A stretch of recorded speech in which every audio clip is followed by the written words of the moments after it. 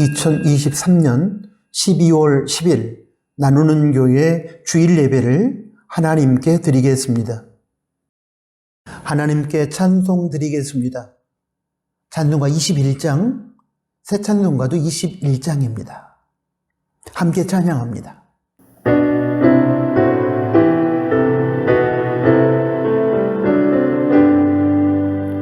다 찬양하여라 전능과 창조의 주께 내 오나 주 찬양 영광과 구원의 주니 성도들아 주 앞에 이제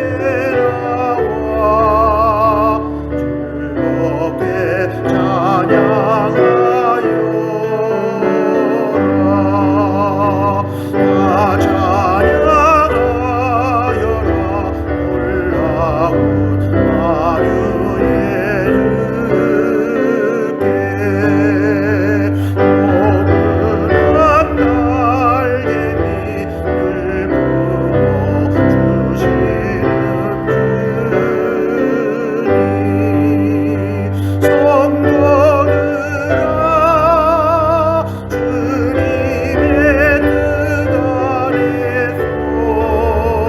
아래서 애서워 따르리라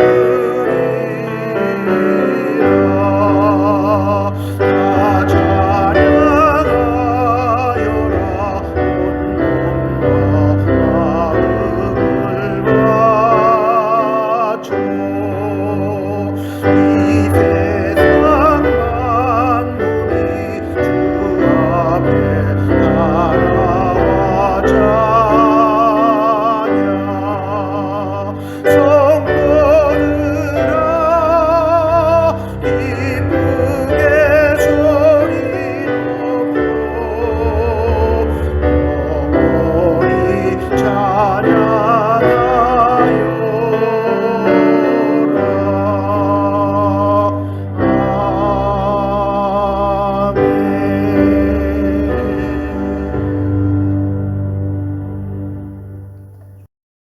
사도신경으로 신앙을 고백합니다.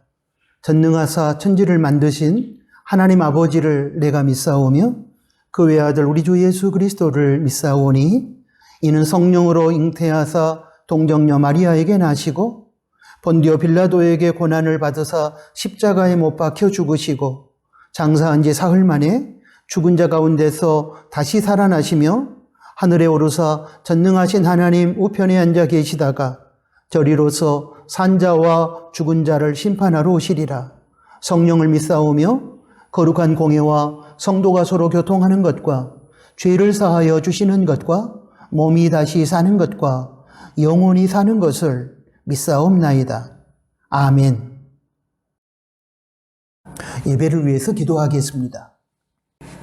하나님 아버지, 새 날을 허락하여 주시고 특별히 복된 주일 아침에 저희를 예배자로 세워주심을 감사합니다. 이 시간 저희 예배가 오직 하나님께만 영광을 올려드리는 참된 예배가 되기를 소원합니다. 저희 예배를 받아주십시오. 십자가 보혈로 죄를 사하여 주시고 저희를 의의 병기로 불러주셨음에 감사합니다. 그럼에도 불구하고 저희의 삶이 불의의 병기로 사용될 때도 있었습니다. 지난 한 주간 동안의 삶 속에서 저희가 불의의 병기로 살았던 삶을 회개합니다. 용서하여 주시고 성령님 안에서 자유한 영혼으로서 의의 병기로 살아갈 수 있는 능력을 덧입혀 주십시오. 하나님 아버지, 조국 대한민국이 내년 봄에 총선을 앞두고 정치의 계절을 맞이했습니다. 이 나라의 정치가 하나님의 보편적 가치를 추구하며 국가의 건강성을 확보하며 국민들이 서로 사랑하고 평화하며 더불어 행복할 수 있는 공동체를 세워가는 일에 기여하게 하여 주십시오. 각 정당이 당리당략을 떠나 나라와 민족의 미래를 생각하며 바른 정치를 펼치게 하여 주십시오. 대통령을 위시한 각계각층의 지도자들이 거짓과 불의의 선봉장이 아니라 하나님 앞에서 정의와 진실을 행하는 도구로 쓰임받게 하여 주십시오. 전쟁으로 고통받고 있는 지구촌 가족들을 긍휼히 여겨주시고 속히 전쟁이 종식되며 하나님의 평화가 이 땅에 임하게 하여 주십시오. 같은 민족끼리 총풀이를 겨누고 긴장관계를 이어가고 있는 저희 한 민족을 불쌍히 여겨주시고 남북 간에 평화가 임하게 하시며 하나님의 때에 하나님의 방법으로 통일의 역사를 이루어 주십시오. 연약한 사람들이 더욱 고통받는 추운 계절에 소외계층을 향한 국가적 관심과 봉사가 활발하게 일어나게 하시고 국민들의 사랑의 나눔이 확산되게 하여 주십시오. 그러므로 이 땅에 작고 약한 분들이 따뜻한 겨울을 보내게 하여 주십시오. 하나님 아버지, 저희 나누는 지체들이 세상의 가변적이고 썩어질 것들로부터 주어지는 세속적인 행복이 아닌 하나님과의 올바른 관계 속에서 주어지는 참된 행복, 하나님 안에서 삶의 절대적 의미를 발견함으로 누릴 수 있는 참된 행복의 소유자들이 되게 하여 주십시오. 공동체 안에서 나 혼자만 외롭게 봉사하는 것이 아니라 함께 수고하는 수많은 지체가 있음을 기억하고 힘을 내는 저희가 되게 하여 주시고 힘든 세상에서 하나님의 말씀을 붙들고 거룩하게 살아가는 수많은 동역자들이 있음을 기억하며 십자가 길을 걸어갈 때에 위로받게 하여 주십시오. 공예배를 통하여 하나님의 은혜를 힘입게 하시고 삶의 자리에서 하나님의 은혜를 힘입어 거룩하게 살아가게 하여 주십시오. 12월에 주님 안에서 2023년 마무리 잘하고 새해를 소망 가운데 맞이할 수 있도록 더욱 기도의 무릎을 꿇는 저희 지체들이 되게 하여 주십시오. 하나님 아버지, 이 시간 하나님의 영광을 보게 하여 주시고 하나님께만 영광을 돌리는 성령과 진리의 예배가 되게 하여 주십시오. 주신 말씀을 아멘으로 화답하게 하여 주시고 그 말씀에 순종하는 자리로 나아가는 저희가 되게 하여 주십시오. 예수님의 이름으로 기도드립니다. 아멘.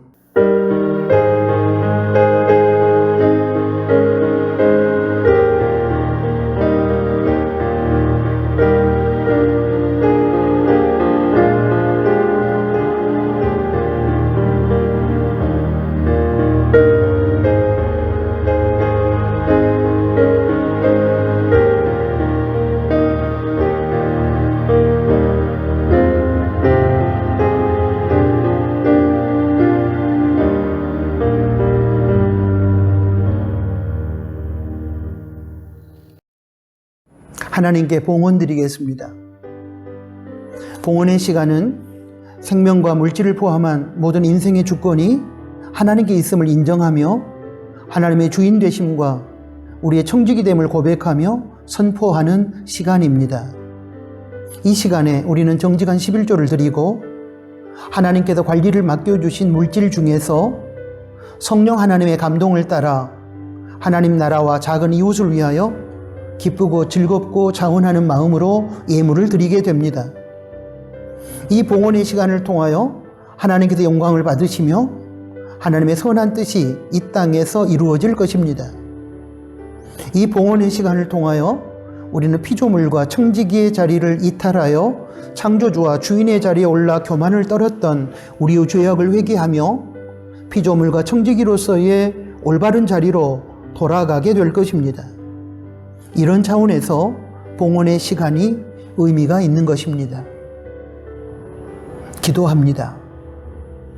하나님 아버지, 이 시간 하나님의 주인 되심과 저희의 청지기 됨을 고백하며 정직한 11조와 예물을 올려드립니다. 드려지는 예물이 하나님의 나라 확장에 사용되며 어려움 중에 있는 작은 이웃들을 일으키는 희망의 마중물이 되게 하여 주십시오. 믿음으로 드리는 성도에게 물질의 유혹으로 인한 넘어짐이 없도록 도와주시고, 또한 물질의 없음과 부족함으로 인한 아픔이 없도록 도와주십시오. 부족하다고 불평하기 전에 하나님께서 허락하신 물질에 대한 감사하는 마음과 자족하는 마음으로 살아가게 하여 주시고, 허락하신 물질의 복을 누릴 뿐만 아니라 베풀고 나누는 복의 통로로 살아가게 하여 주십시오. 생활 속에서 베풀어 주신 하나님의 은혜를 기억하며 감사로 예물을 드릴 때에 성도의 가정과 일터를 붙들어 주시고 영육 간에 강건케 하여 주십시오. 물질에 끌려가지 않고 물질을 다스리는 인생이 되게 하여 주십시오. 예수님의 이름으로 축복하며 기도합니다. 아멘. 코이노니아 시간입니다. 함께 예배드리는 교우들과 인사 나누겠습니다. 사랑하는 가족들에게도 인사를 나누고, 부득이혼자 비대면 예배를 드리신 분들은 자기 자신에게 인사를 나누도록 하겠습니다. 샬롬. 주님의 평화가 갈등과 다툼, 전쟁이 있는 곳마다, 그리고 우리들의 심령과 서로의 관계 가운데 함께하기를 소망합니다. 감사합니다. 함께 예배드리며 또 저를 위해서 기도해 주신 것을 감사합니다. 사랑합니다. 주님 안에서 주님의 이름으로 형제자매를 사랑합니다.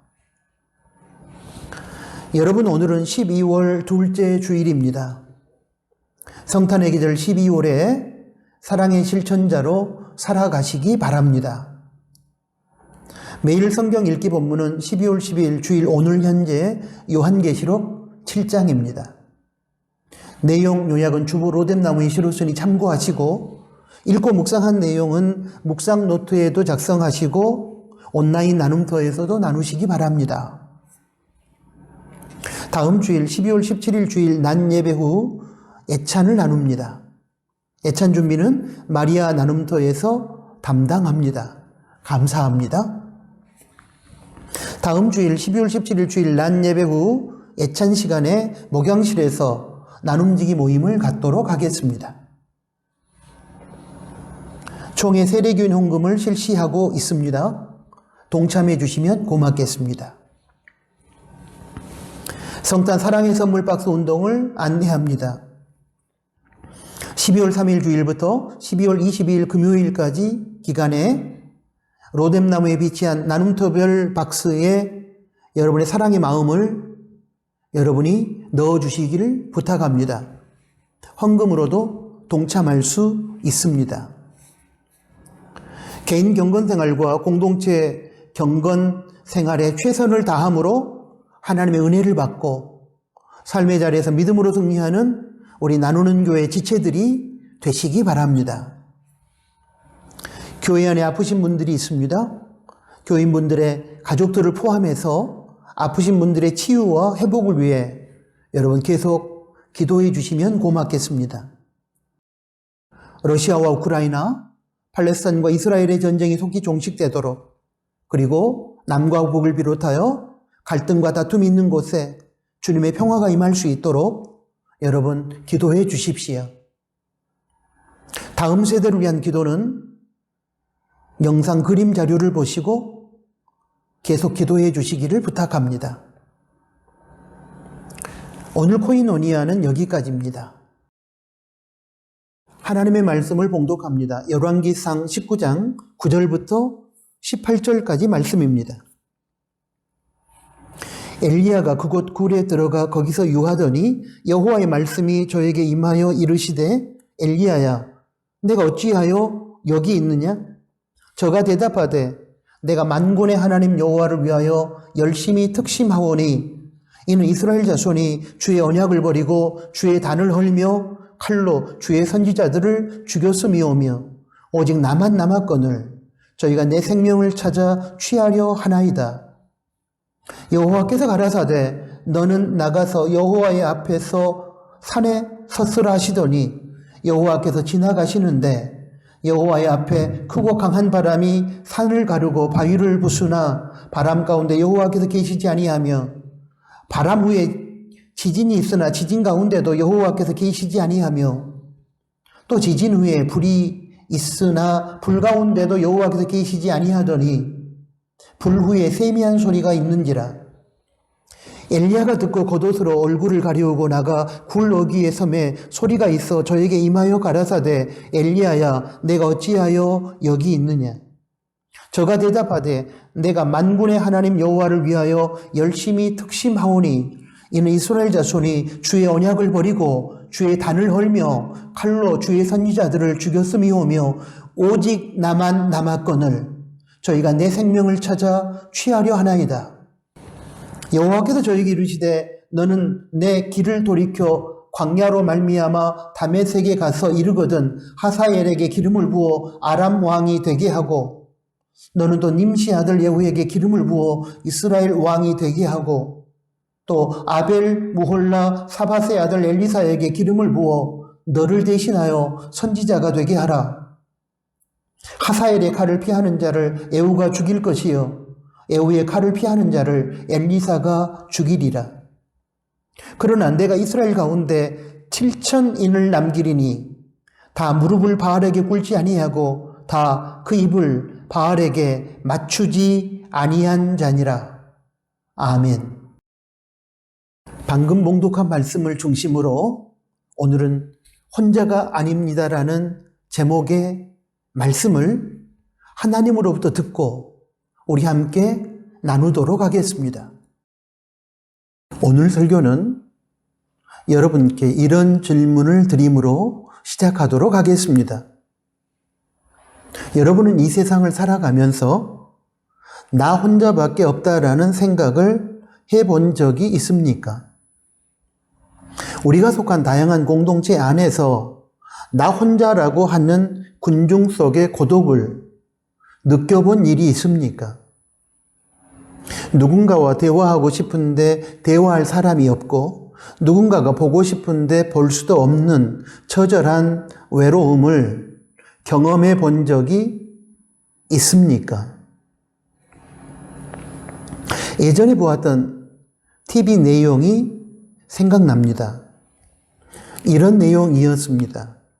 흑인 아버지와 한국인 어머니 사이에서 태어난 호녀라가 한국 외갓집에서 9살까지 살다가 미국에 입양되어 갔습니다. 그리고 약 45년 만에 어머니를 찾기 위해 한국에 왔는데 그때 이분이 이런 말을 했습니다. 입양되어서 미국에 갔는데 처음에 너무나 한국이 그립고 어머니와 외할아버지와 외할머니가 보고 싶었다.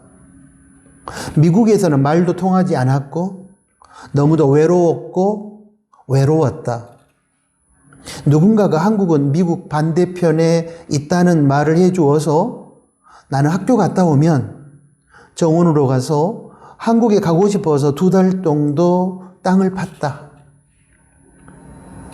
말도 통하지 않는 미국 땅에서 한국인 호녀라가 수많은 사람들 속에서 섞여 살아갔지만 이방인으로서 군중 속에 고독을 느꼈다는 고백이라고 저는 생각합니다. 여러분은 어떻습니까? 자신의 주변에 사람이 없는 것도 아님에도 불구하고 이 넓은 세상에 나 혼자밖에 없다는 그 느낌, 바로 군중 속에 고독을 느껴봤던 적이 혹시 있지 않으셨습니까? 인간을 사회적 동물이라고 합니다. 이 말은 인간은 홀로 살아갈 수 없고 공동체 안에서 더불어 살아가야 하는 존재임을 설명해 주는 말일 것입니다. 성경이 말씀하고 있는 가치도 공동체입니다. 우리는 교회에서 영적인 공동체를 이루고 살아갑니다. 구성원인 성도 각자를 지체라 부르고 서로의 지체는 예수님을 머리로 모시고 사랑으로 연결되어 있습니다. 이처럼 예수님을 머리로 모시고 각 지체들이 예수님을 중심으로 하여 서로가 사랑으로 연결되어 있을 때 그 교회 공동체는 건강하고 공동체 안의 지체들은 행복하게 됩니다. 그러나 머리이신 예수님과 지체들이 단절되어 있거나 또 지체들 간에 사랑으로 연결되지 못한 채 각 지체들이 공동체 안에서 혼자라고 느끼게 되면 그 교회 공동체는 건강할 수 없고 공동체 지체들은 결코 행복할 수 없게 됩니다. 그러므로 교회를 비롯한 다양한 공동체 안의 지체들과의 관계 속에서 우리는 하나라고 느끼며 살아야 합니다. 공동체 안에 있으면서도 지체들과 단절되어 혼자라고 느끼고 살면 안 됩니다. 그렇게 되면 불행한 삶이 될 수밖에 없습니다. 오늘 본문에 등장하는 엘리야 선지자는 이스라엘 민족 공동체 안에서 우리는 하나라는 공동체 의식, 즉 한몸 의식을 느끼지 못한 채 철저하게 자신은 혼자라고 느끼고 있습니다. 그래서 그는 건강하지 못합니다. 극도의 외로움과 절망감에 빠져 있습니다. 그런 엘리야를 찾아오신 하나님께서 엘리야에게 이렇게 묻습니다. 엘리야야, 내가 어찌하여 여기 있느냐? 열왕기상 19장 9절과 19장 13절에서 두 번이나 똑같이 물으셨습니다. 보겠습니다. 먼저 열왕기상 19장 9절입니다. 엘리야가 그곳 굴에 들어가 거기서 유하더니 여호와의 말씀이 저에게 임하여 이르시되 엘리야야, 네가 어찌하여 여기 있느냐? 이제 열왕기상 19장 13절 말씀을 보겠습니다. 엘리야가 듣고 겉옷으로 얼굴을 가리우고 나가 굴 어귀에 서며 소리가 있어 저에게 임하여 가라사대 엘리야야, 내가 어찌하여 여기 있느냐? NIV 영어 성경은 엘리야를 향한 하나님의 질문을 이렇게 번역했습니다. What are you doing here, 엘리야? 엘리야야, 너 여기서 무엇하고 있니? 그런 의미로 번역했습니다. 여러분, 지금 엘리야 선지자는 하나님의 산 호렙산 어느 굴 속에 있습니다. 여기서 우리는 엘리야 선지자가 지금 하나님의 산 호렙의 어느 굴 속에서 앞에서 소개한 하나님의 질문을 받기까지의 과정을 살펴볼 필요가 있습니다. 먼저 엘리야 선지자는 열왕기상 19장 1절부터 4절까지 말씀의 내용을 보면 절망 속에서 하나님께 죽기를 청하고 있습니다. 엘리야는 우상숭배 대명사인 아합 왕의 부인인 이세벨 왕비 부하들의 추적을 피해 스스로 광야로 들어가 하루 정도 걷고 로뎀나무 아래에 이르러 극도의 두려움과 절망감 가운데 하나님께 이세벨의 부하들이 나를 죽이려고 저렇게 눈에 불을 켜고 나를 추적하고 있는 이 상황에서 이제는 더 이상 힘들어서 살아갈 수도 없으니 차라리 저의 생명을 거두어 달라고 원망 반 하소연 반으로 호소했습니다. 엘리야 선지자는 우리가 아는 것처럼 방금 전까지만 해도 갈멜산에서 하나님의 기적적인 능력을 나타내어 우상 숭배를 하는 거짓 선지자들을 하나님의 능력으로 일순간에 제거했습니다. 그리고 이 소식을 들은 아합 왕의 왕비 이세벨은 엘리야를 죽이려고 추적자를 보내게 됩니다. 그리고 그때부터 엘리야는 쫓기는 도망자 신세가 되었습니다. 그렇게 엘리야는 추적자들을 피해 도망다니다가 이제 더 이상 견딜 수 없어서 광야로 들어가 로뎀나무 아래까지 오게 되었고 거기서 절망한 상태로 하나님께 죽여달라고 호소한 것입니다. 사랑하는 나누는 가족 여러분, 이것이 바로 우리 연약한 인간의 실체입니다. 방금 전까지 담대하게 살았을지라도 지금 두려움에 떨 수 있고, 잠시 전에 하나님의 대단한 은혜를 체험하고 하나님의 뜻대로 살겠다고 다짐해 놓고도 며칠도 못 가 현실의 어려운 문제에 직면하게 되면 자기 마음대로 세상 따라 살겠다고 하면서 조금 전에 다짐을 뒤집어 버리기도 합니다. 잠시 전에 자신의 삶에 역사하셨던 하나님의 능력과 베풀어 주셨던 하나님의 대단한 은혜를 현실의 어려움 때문에 잊어버린 것입니다. 갈멜산의 기적을 하나님의 능력으로 경험했던 대단한 선지자 엘리야가 이세벨이 보낸 추적자들에 의해 쫓겨다니다가 지쳐서 절망한 나머지 이렇게 넘어질 수 있다면 여러분, 우리도 예외가 아닐 것입니다. 그러므로 섰다고 생각하는 자는 항상 넘어질까 조심하는 겸손함으로 무장해야만 합니다. 성령 하나님의 다스림을 벗어나게 되면 언제든지 엘리야처럼 나약해지고 무너질 수 있음을 우리는 기억해야 할 것입니다. 다음으로 열왕기상 19장 5절부터 8절까지의 말씀을 보면 절망에 빠져 차라리 죽기를 원하는 엘리야를 찾아와 회복시켜 주시는 하나님을 만날 수 있습니다. 하나님은 절망에 빠져 죽기를 소원하는 엘리야에게 천사를 보내시고 구운 떡과 물로 회복시켜 주셨습니다. 그리고 회복된 엘리야 선지자가 40주야를 걸어 하나님의 산 호렙에 이르게 하셨습니다. 하나님께서 천사를 보내서 구운 떡과 물로 지치고 낙심 절망한 엘리야를 회복시켜 주셨는데, 구운 떡과 물은 지친 엘리야 육체를 회복시켜주는 실제적인 떡과 물이기도 하지만 영적으로 해석하면 구운 떡은 하나님의 말씀을, 물은 성령님을 의미합니다. 고난의 현실과 두려운 위기 상황 앞에서 낙심하고 절망한 인간의 영혼과 마음, 그리고 지친 육신을 회복시키고 소생시킬 수 있는 유일한 길은 말씀과 성령님 뿐이라는 사실을 로뎀나무 아래서 지쳐 낙심과 절망 가운데 죽기를 소원했던 엘리야를 구운 떡과 물로 회복시켜 주신 하나님의 역사를 통해 우리는 깨달아야 하고 배울 수 있어야 합니다.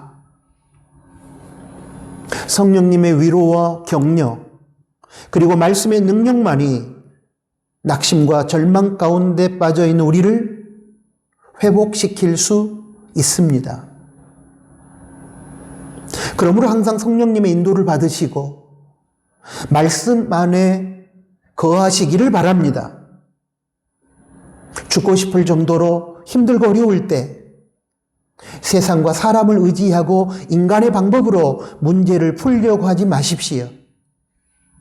무조건 하나님께 나와 기도함으로 성령님의 인도를 받으시고 말씀으로 돌아가 말씀 안에서 해결책을 제시받으십시오. 그리고 말씀의 능력으로 일어서시기 바랍니다. 마지막으로 이제 오늘 본문인 열왕기상 19장 9절부터 18절까지 말씀을 보면 하나님의 산 호렙의 어느 동굴에 도착한 엘리야와 하나님과의 대화를 통한 오늘의 주제를 살펴볼 수 있습니다. 엘리야는 로뎀나무 아래서 하나님께서 보내주신 천사가 제공하는 구운 떡과 물을 통해 지친 몸과 마음이 회복되어 40주야를 걸어 호렙산 어느 동굴에 도착했습니다. 이때 엘리야의 상태는 예전처럼 역동적으로 사명을 감당할 정도의 완전한 회복이 아닌 지친 육체를 조금 일으켜 세우고 낙심하고 절망한 마음을 간신히 추스를 수 있는 정도의 기본적인 회복의 상태였습니다.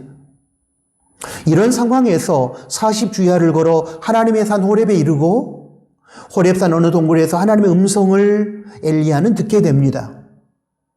이때 하나님의 질문이 앞에서도 살펴보았듯이 두 번에 걸친 열왕기상 19장 9절과 13절 두 번에 걸친 엘리야야 내가 어찌하여 여기 있느냐? 엘리야야 너 여기서 무엇하고 있니? 그런 음성입니다. 하나님의 엘리야를 향한 이 질문은 무슨 의미를 담고 있을까요? 이런 뜻입니다. 엘리야야, 너 지금 이러고 있으면 안 되지 않니? 너 지금 이러고 있을 때가 아니야. 그런데 왜 그렇게 기운 없이 나약하게 그러고 있니? 이에 대한 엘리야의 대답은 무엇이었을까요? 두 번에 걸친 똑같은 하나님의 질문에 대한 엘리야의 대답 또한 두 번이었는데 똑같았습니다. 열왕기상 19장 10절과 19장 14절 말씀입니다. 보겠습니다. 10절과 14절에 엘리야의 대답이 토치 하나 다르지 않고 똑같습니다.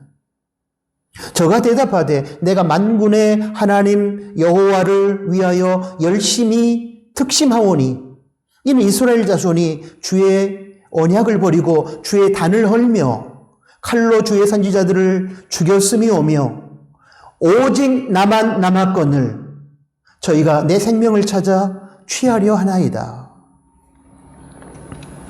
이 엘리야의 대답 속에는 엘리야의 어떤 마음이 담겨 있을까요?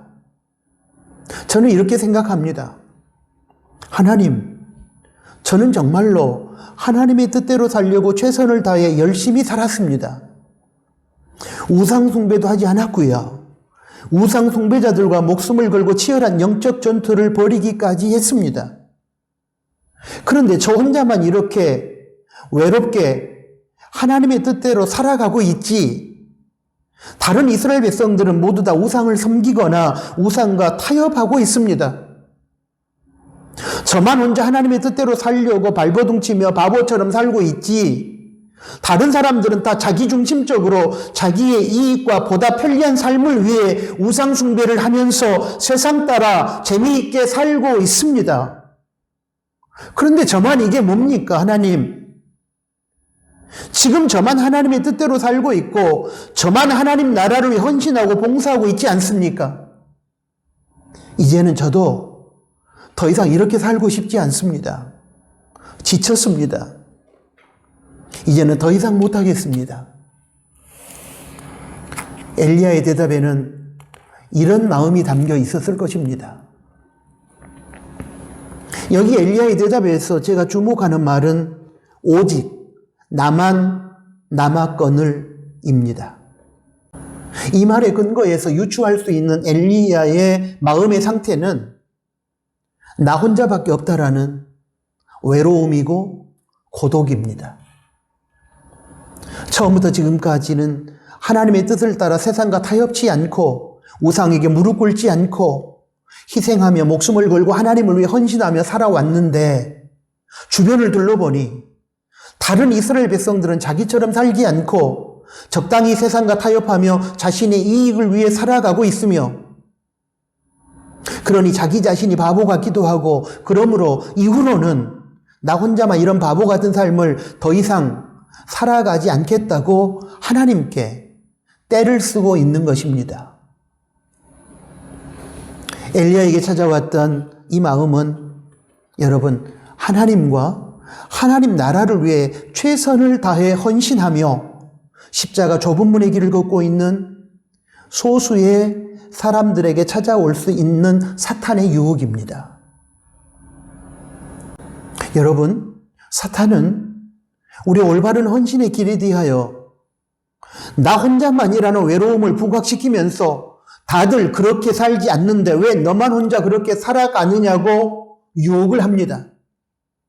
그래서 많은 사명자들이 사탄의 유혹에 빠져 십자가의 길을 버리고 세상의 편함과 이익을 쫓아 떠나가기도 합니다. 오늘의 현실에 적용하여 예를 들면 사탄은 우리의 너 혼자라는 외로움을 부각시키면서 이렇게 속삭이곤 합니다. 다들 상황에 따라 주일에 놀러 가기도 하는데 왜 너 혼자만 이렇게 예배드려 하니? 다들 교회 봉사를 회피하고 편하게 신앙생활 하려고 하는데 왜 너 혼자만 바보같이 봉사하고 헌신하니? 다들 적당히 세상과 타협하고 살아가는데 왜 너 혼자만 피곤하게 세상과 구별된 거룩한 삶을 살려고 하니? 다들 적당히 예수 믿고 적당히 예배드리고 적당히 타협하고 적당히 뇌물 먹고 적당히 커닝하고 적당히 거짓말하고 적당히 쾌락을 즐기며 살아가는데 왜 너 혼자만 유별나게 예수 믿고 그렇게 살아가니? 여러분 어떻습니까? 우리가 자주 듣는 이야기가 아닙니까?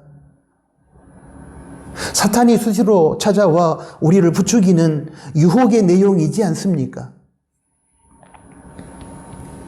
이처럼 진리를 추구하는 자가 소수이고 거짓을 추구하는 자가 다수일 때는 진리 따라 사는 삶이 바보처럼 느껴지고 거짓을 따라 사는 삶이 멋있어 보이는 가치 전도 현상이 나타나기 때문에 많은 크리스천이 진리를 버리고 세상을 따라가기도 하는 것입니다.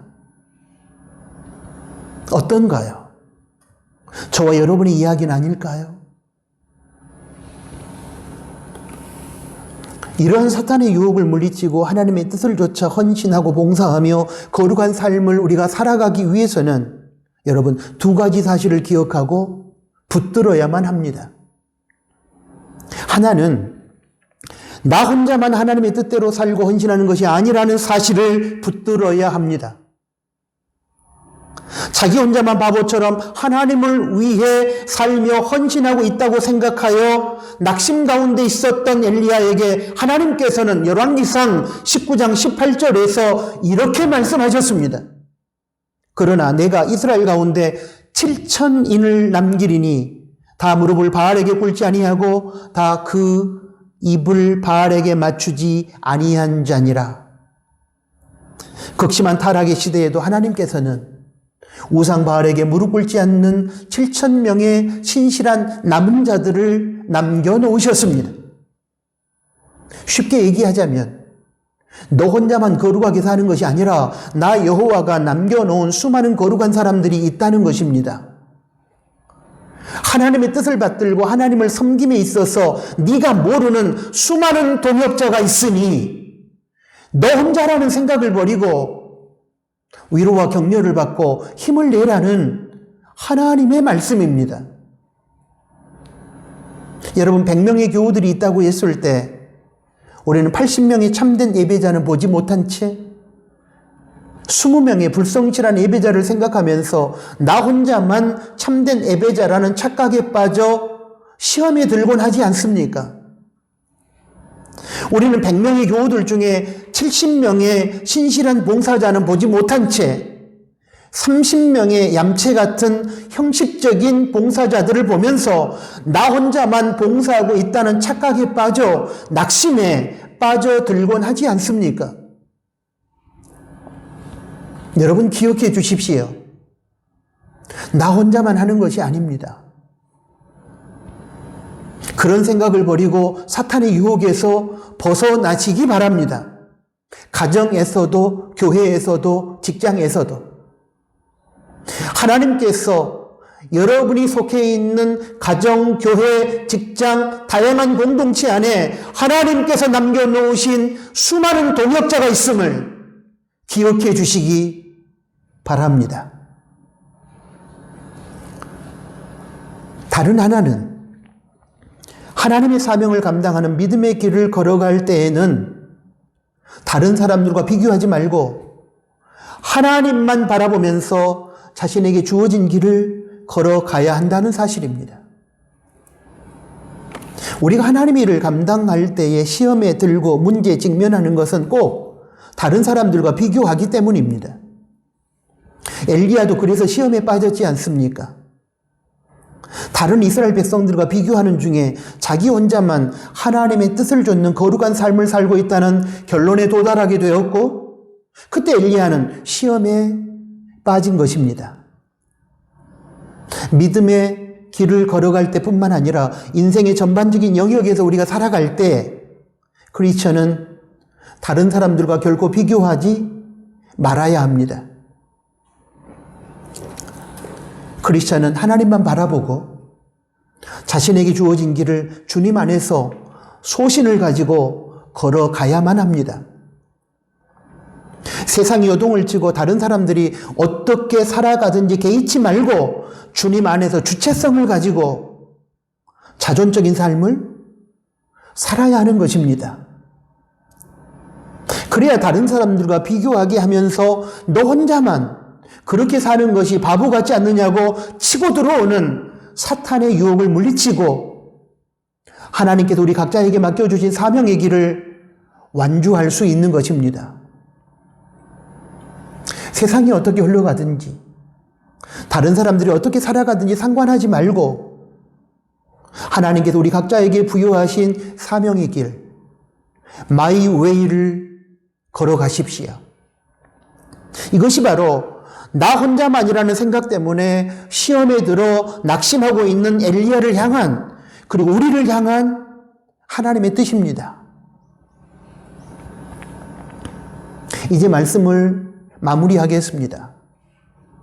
사랑하는 나누는 가족 여러분, 교회와 가정을 섬기고 그리고 이 세상에서 살아갈 때에 나 혼자만 교회를 섬기고 나 혼자만 가족을 위해 봉사하고 나 혼자만 세상과 타협치 않고 믿음으로 거룩하게 살아간다고 생각하여 다른 사람들, 교우들이나 가족들이나 주변의 사람들을 원망하며 그들에게 불평하고 그리고 그로 인해 낙심하고 절망하는 시험에 빠져들 때에 꼭 기억해 주십시오.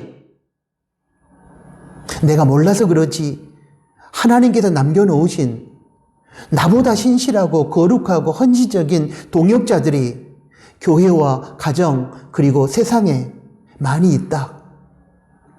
그 사실을 꼭 기억해 주십시오. 그들은 엘리야 시대에 하나님께서 남겨놓으신 바알 우상에게 무릎 꿇지 아니한 신실한 하나님의 사람들, 이 시대를 위해 하나님께서 남겨놓으신 거룩한 사람들, 바로 7,000인입니다. 힘들고 어려운 인생길에서 좁은 문의 십자가 길을 걷는 신앙의 길에서 나 혼자밖에 없다라는 생각 때문에 외로움을 느끼고 낙심과 절망이 찾아올 때 여러분 잊지 마십시오. 당신은 혼자가 아닙니다. 사망의 음침한 골짜기를 다닐 때에 지켜주시고 보호해 주시는 동행하신 하나님께서 함께 계십니다. 풀무불 같은 연단의 시간에 함께 하셔서 강하게 하여 주시는 하나님께서 역사하십니다. 광야, 고난의 여정 중에 동행하셔서 인도해 주시는 하나님께서 당신을 사랑하고 계십니다. 또한 하나님께서 남겨놓으신 신실하고 거룩하고 헌신적인 수많은 동역자 7,000인이 함께합니다. 그러므로 힘든 신앙과 인생의 길에서 그것을 생각하면서 함께하신 하나님과 함께 동역하는 동역자들을 생각하면서 위로받으시고 힘을 내시기 바랍니다. 사랑하는 나누는 가족 여러분, 우리는 혼자가 아닙니다. 사랑하는 교회 여러분, 당신은 혼자가 아닙니다. 아멘. 하나님 아버지 감사합니다. 오늘 주신 말씀을 통해서 하나님의 사명을 감당하고 인생의 길을 살아갈 때에 힘들고 지쳐 나 혼자밖에 없다는 생각이 들어 시험에 빠질 때에 하나님께서 너와 동행하시고 수많은 동역자들이 함께한다는 사실을 일깨워 주므로 저희를 위로하여 주시고 격려하여 주심을 감사합니다. 힘들고 지치고 낙심과 절망이 찾아올 때 우리와 동행하셔서 승리케 하신 하나님을 바라보게 하시고 내가 몰라서 그렇지 하나님이 남겨놓으신 수많은 동역자 7,000인이 있음을 깨닫고 힘을 내서 주어진 사명 십자가의 길을 당당하게 걸어가는 저희가 되게 하여 주십시오. 예수님의 이름으로 기도합니다. 아멘. 파송 찬양을 하나님께 드리겠습니다.